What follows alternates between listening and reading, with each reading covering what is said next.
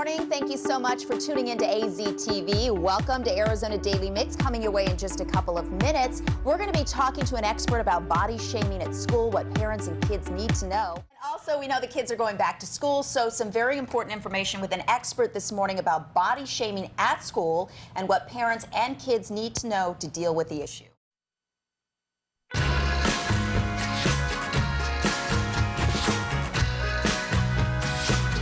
Welcome back, everyone. With kids going back to school, body shaming is an important topic that we as parents and our kids need to be discussing.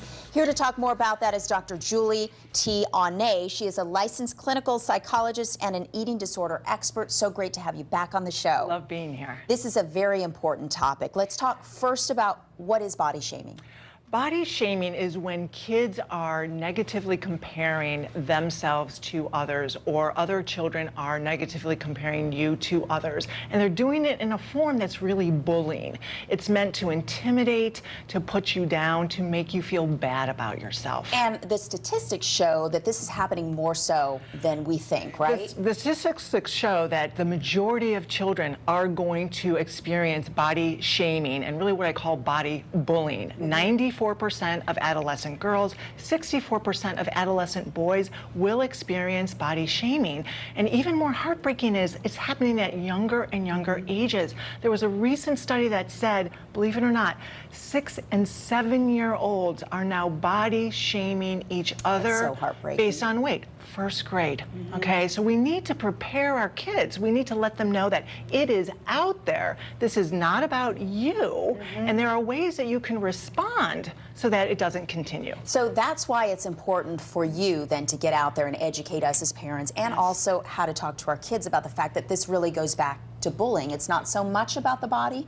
I love the term body bullying because immediately your children are going to feel, I'm being bullied. It's about the bully. It's not about anything wrong with me. And we need to get that message across. This is not about your body. It's not about how you look. You don't have to change anything. It's how do you respond to a bully. Okay, so let's talk about the response. Okay. As parents, what shouldn't we be doing? What are the don'ts? Absolutely. The very first thing that you should not do is say, what did you say that made them comment like this? Okay, because it immediately says it's not about them anymore, it's about me, okay?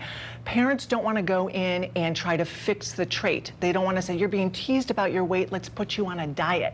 Again, that validates that there is something wrong with your child. You never want to do that. You want to say, you are perfect just the way you are. Let's respond to this bullying situation. What about the kids? What can they do? Absolutely. We want to prepare our kids. We are the greatest influence over our kids, which is wonderful. So we want to give our kids permission to actively respond. That old adage that says, ignore it, it's going to go away, is not true.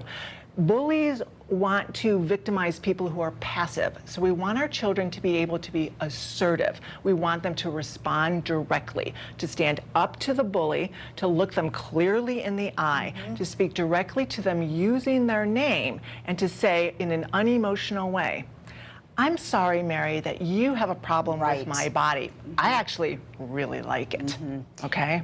Very important. We only have about a minute left, and I want to just touch on what should schools be doing? So first of all, schools should be doing something, okay? Absolutely. And parents can be vocal, especially now with the PTO that says, we absolutely want you to address the issue of body bullying, okay?